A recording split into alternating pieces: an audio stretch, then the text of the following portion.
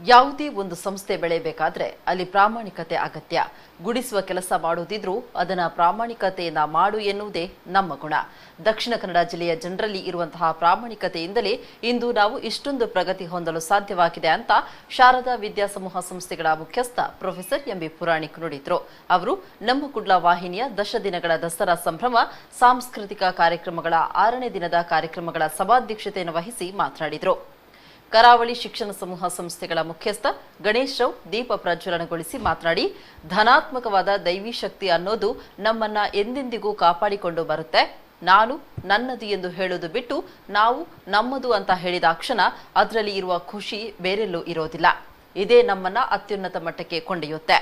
ಹೀಗಾಗಿ ನಮ್ಮ ಕುಡ್ಲ ಚಾನೆಲ್ ಮೂಲಕ ಪ್ರಸಾರವಾಗುವ ಎಲ್ಲ ಕಾರ್ಯಕ್ರಮಗಳು ನಮ್ಮದು ಎನ್ನುವ ಭಾವನೆಯನ್ನ ಮೂಡಿಸುತ್ತೆ ಅಂತ ಹೇಳಿದ್ರು.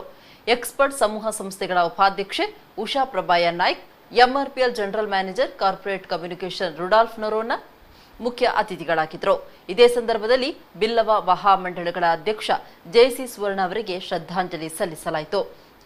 ನಮ್ಮ ಕುಡ್ಲ ವಾಹಿನಿ ನಿರ್ದೇಶಕಿ ಸುರೇಖಾ ಹರೀಶ್ ಕರ್ಕೇರ, ನಿರ್ದೇಶಕರಾದಂತಹ ಲೀಲಾಕ್ಷ ಕರ್ಕೇರ ಉಪಸ್ಥಿತರಿದ್ದರು. ಇನ್ನು ಸಾರ್ವಜನಿಕವಾದ ಇಂಕ್ಲೆಗೆ ಆ ಕಾರ್ಯಕ್ರಮ ಮಲ್ಪೆರ ಆಪುಜಿ ಐದು ಉತ್ಸಾಹದ ಕೊರತೆ ಆಯರಬಲ್ಲಿ ಇಂಕ್ಲ ಸಮಾಜ ಇಂಚಿನ ಹಿಂಜರಿತ ಆಯರಬಲ್ಲಿ ಈ ಸಮಸ್ಯೆ ಹಿಡಿದು ಇಂಕ್ಲು ಪಿರ ಬರ್ಪನ ಇಜ್ಜನ ಪನ್ಪನ ಒಂಜಿ ಪೋಡಿಗೆ ಅನೇಕ ಜನಕ್ಲಿಗೊಂಡು ಇನಿ ವಿಧ ವಿಧವಾನ ಸಮಸ್ಯೆಲಾಂಡ ದಯಪಂಡ ಇನಿ ಆರ್ಥಿಕವಾದ ಇಪ್ಪು, ವೈಯಕ್ತಿಕವಾದ ಇಪ್ಪು, ಆರೋಗ್ಯದ ಸಮಸ್ಯೆ ಇಪ್ಪು, ಸಮಸ್ಯೆಲು ಸುಮಾರು ಅನಗ ಸ್ವಾಭಾವಿಕವಾದ ಒಂಜಿ ಹಿಂಜರಿತ ಇಪ್ಪುಂಡು. ಆ ಹಿಂಜರಿತ ಬರ್ರೆ ಬಲ್ಲಿ ದೇವರನ ಮಿತ್ತು ವಿಶ್ವಾಸ ಮಲ್ತು ಎಡ್ಡೆ ಇತ್ತನಲ್ಲ ಅವು ದೇವರ ಕೊರ್ನ ಸಂಕಷ್ಟ ಬತ್ತನಲ್ಲ ದೇವರ ಇಂಕ್ಲಿನ ಪರೀಕ್ಷೆ ಮಲ್ತೊಂಡುಲ್ಲೇರು. ಆ ಪರೀಕ್ಷೆ ನಮ್ಮ ಯಶಸ್ವಿಯಾದ ಉತ್ತೀರ್ಣವಾದ ಬರಡು ಪನ್ಪನ ಆಶಾಭಾವನೆಡು ಅಂಚಾದ ಇನಿ ಇಂಚಿನ ಕಾರ್ಯಕ್ರಮ ಅವನುಂಡು. ಕ್ಯಾಮರಾದ ಹಿಂದುಗಡೆ ಆಗ್ತಾ ಇದ್ದ ಕೆಲಸವನ್ನು ನೀವು ನೋಡಿದರೆ, ಯಾವುದೇ ಸ್ಟುಡಿಯೋಕ್ಕೆ ಹೋದರೆ ಒಂದು 2 ಜನ ಇರ್ತಾರೆ, ಏನೋ ಒಂದು ಕೆಲಸ ಆಗ್ತಾ ಇರ್ತದೆ. ಈ ಕಾರ್ಯಕ್ರಮ ಆಗುವಾಗ ಮಿನಿಮಮ್ ನನ್ನ ಪ್ರಕಾರ ಒಂದು 15 ಜನ ಆದರೂ ಕೆಲಸ ಮಾಡ್ತಾ ಇದ್ರು. ಈ 15 ಜನರಿಗೆ ಸಂಬಳ ಕೊಟ್ಟು ಇಲ್ಲಿ ಇರುವ ಲೈಟ್ಸ್ಗಳನ್ನು ನೋಡಿದರೆ ಎಷ್ಟು ಲೈಟ್ಸ್ ಇದೆ ಅಂತ ಹೇಳಿದರೆ ಅದರ ಮುಂದೆ ನಿಲ್ಲಕ್ಕೆ ಆಗ್ತದೆ ಅಂತ ನೋಡಬೇಕು ಜನರು. ಅಷ್ಟು ಲೈಟ್ಸನ್ನು ಇಟ್ಕೊಂಡು ಇಷ್ಟೆಲ್ಲ ಮ್ಯಾನೇಜ್ ಮಾಡಿಕೊಂಡು ಇಟ್ಸ್ ಅ ಗ್ರೇಟ್ ಸರ್ವಿಸ್. ಅಂಥ ಸಮಯದಲ್ಲಿ ಅವ್ರು ಯಾಕೆ ಮಾಡ್ತಾ ಇದ್ದಾರೆ ಅಂತ ಹೇಳುವಂಥದ್ದನ್ನು ನಾವು ಅರ್ಥ ಮಾಡ್ಕೊಳ್ಬೇಕು. ಯಾಕೆ ಮಾಡ್ತಾ ಇದ್ದಾರೆ? ಯಾಕೆ ಹೇಳಿದರೆ ಈಗಿನ ಪರಿಸ್ಥಿತಿಯಲ್ಲಿ ಜನರು ತುಂಬ ಹೊರಗಡೆ ತಿರುಗಾಡೋದು ಸರಿಯಲ್ಲ. ಹಾಗೆಂತೇಳಿ ನಮ್ಮ ಏನು ಸಂಸ್ಕೃತಿ ಇದೆ ಅದನ್ನು ನಾವು ಬಿಡಲಿಕ್ಕಾಗೋದಿಲ್ಲ. ಹಾಗಾದರೆ ಏನು ಮಾಡೋದು? ವಿ ನೀಟು ಎಲ್ಲಿಯೋ ಒಂದು ಮಧ್ಯದಲ್ಲಿ ಲೈನ್ ಎಳಿಬೇಕು. ಅದರ ಪ್ರಕಾರವಾಗಿ ಏನು ಮಾಡಿದ್ರೆ ಹೇಳಿದರೆ, ಒಳ್ಳೆಯ ಕಾರ್ಯಕ್ರಮಗಳನ್ನು ಮಾಡಿ, ಏನು ನೀವು ಕಾರ್ಯಕ್ರಮಗಳನ್ನು ನೋಡ್ಲಿಕ್ಕಂತೇಳಿ ಎಲ್ಲೆಲ್ಲೋ ಯಾವುದ್ಯಾವುದೋ ಬಸ್ಸಲ್ಲಿ ಹಿಡ್ಕೊಂಡು ರಿಕ್ಷಾದಲ್ಲಿ ಕೂತ್ಕೊಂಡು ಯಾವ ದೇವಸ್ಥಾನಕ್ಕೆ ಹೋಗಿ ನೋಡೋದಕ್ಕಿಂತ ಮನೆಯಲ್ಲಿ ಕೂತು, ಮನೆಯೇ ದೇವಾಲಯ ಅಂತೇಳಿ ಹೇಳೋದು, ಮತ್ತು ಟಿ ವಿಯಲ್ಲಿ ಏನು ಕಾರ್ಯಕ್ರಮ ಬರ್ತದೆ ಅದರ ಮುಖಾಂತರ ನೀವು ಸರಸ್ವತಿಯ ಆರಾಧನೆಯನ್ನು ಮಾಡುವಂಥದ್ದು.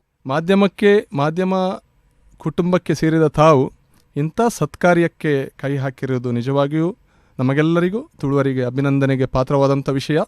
ಈ ಮೂಲಕ ತಾವು ಕಲಾವಿದರಿಗೆ ವೇದಿಕೆಯಾಗಿದ್ದೀರಿ, ಅವರ ಜೀವನಾಧಾರಕ್ಕೆ ಪೂರಕರಾಗಿದ್ದೀರಿ.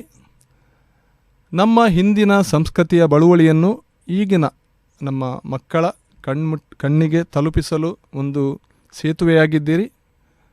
ಪುನಃ ನಿಮಗೆ ಅಭಿನಂದನೆಗಳು. ಪ್ರಾಮಾಣಿಕತನಕ್ಕೆ ನಾನು ಮೆಚ್ಚುಗೆ ಕೊಡ್ತೇನೆ.